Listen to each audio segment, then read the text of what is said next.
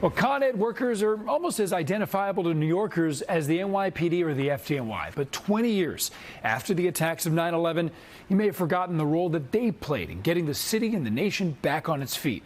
News 4's Gilma Avalos reminds us.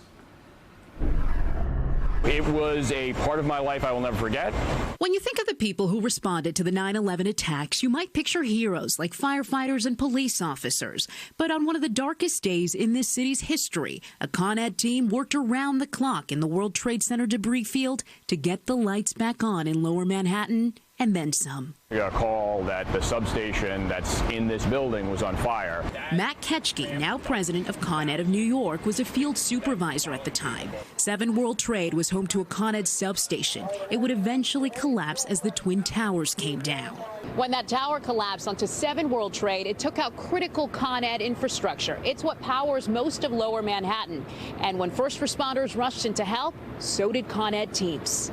Their first priority, the safety of first responders looking for survivors. You had a high-pressure steam supply and a high-pressure gas supply going in there that, if those were left open, that was more hazards. Then getting the lights back on. At one point, 2,000 Con Ed employees and contractors worked around the clock using hand tools and under the threat of additional building collapses.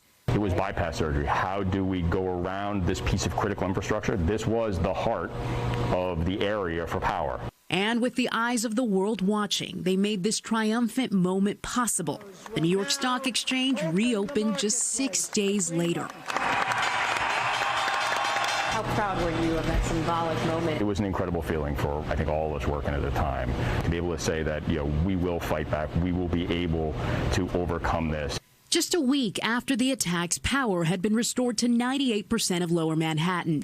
Today, a new, modern substation stands in place of the one terrorists destroyed. 7 World Trade remains a critical artery for Lower Manhattan, but it's also a testament to the power of New Yorkers, the power of its people.